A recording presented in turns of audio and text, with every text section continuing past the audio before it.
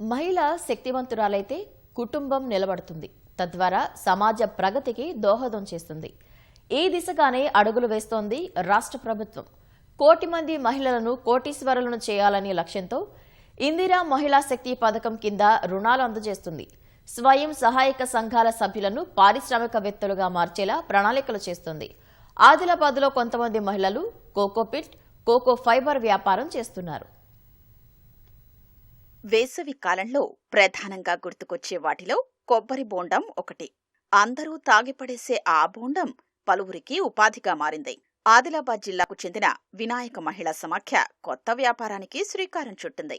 సమాఖ్య అధ్యక్షురాలు గుమ్మడి దేవమ్మ రంగారెడ్డి జిల్లా మణికొండలో 3 నెలలు శిక్షణ పొందారు. కొబ్బరి బోండాల్ని రీసైక్లింగ్ చేసే విధానం, మార్కెటింగ్ నేర్చుకున్నారు. కోకోపీట్, కోకో ఫైబర్ తయారు చేసే విధానంపై పూర్తి అవగాహన తెచ్చుకుని ఈ యూనిట్ స్థాపించారు. ఇందిరమ్మ మహిళా శక్తి పథకం కింద మెప్మా ద్వారా 3 లక్షల రుణం పొందారు. మరో 2 లక్షలు సమాఖ్య సభ్యులే భరించి యూనిట్ స్థాపించారు.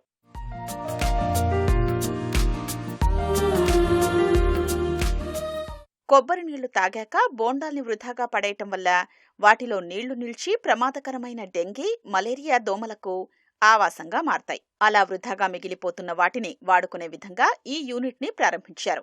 కొబ్బరి బోండాల్ని ముందుగా యంత్రంలోకి వేసి పీచుగా మారుస్తారు. అనంతరం మరో యంత్రం ద్వారా పీట్ను తయారు చేస్తారు. పీట్లో పేడను కలపడం ద్వారా స్వచ్ఛమైన ఎరువు తయారవుతుంది.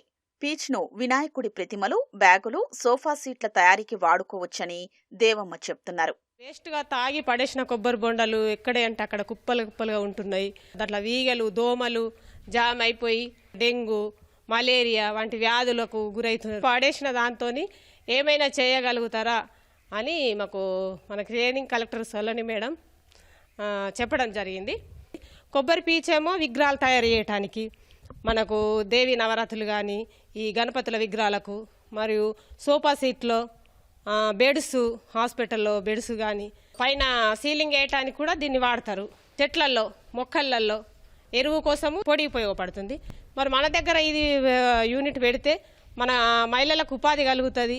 మనం కూడా ఒక మంచి మన కాళ్ళ మీద మనం నిలబడ్డ వాళ్ళం అవుతామని మేము ఇది యూనిట్ ప్రారంభించడం జరిగింది. వాళ్ళ ద్వారా 2 lakhs ఇవ్వడం జరిగింది. మేము ఒక 3 lakhs తీసుకోవడం జరిగింది. మొత్తం 5 lakhs ఇది. మళ్ళీ మెప్మా ద్వారా మాకు ఈ షెడ్, కరెంటు మాకు ఇవ్వడం జరిగింది. స్థానికంగానే ముడి పదార్థం లభిస్తుండటంతో మహిళలకు ఉపాధి దొరుకుతోంది. అక్కడ పనిచేయడంపై కార్మికులు హర్షం వ్యక్తం చేస్తున్నారు. 5గురము ఎప్పుడు పని చేస్తూనే ఉంటాం. కొబ్బరి బొండలు పడుతున్నాము, మిషన్లో వేస్తాము, మరో దాన్ని తీసి పక్కకి వేస్తాము. పీసుని పొడిని ఒక కండ్లో పోస్తాము.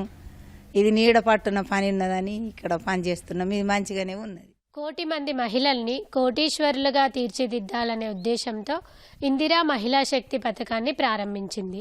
ఆ పథకంలో భాగంగా శ్రీకారం చుట్టింది ఈ కోకోపీట్ ఫైబర్ వ్యాపారం. ఇందిరా మహిళా శక్తి కింద ఉమ్మడి ఆదిలాబాద్లోనే మొట్టమొదటిగా ప్రారంభమైన ఈ వ్యాపారం విజయవంతంగా కొనసాగాలని మనము కోరుకుందాం. కెమెరామెన్ కిరణ్తో వసుంధర, ఈటీవీ న్యూస్, ఆదిలాబాద్.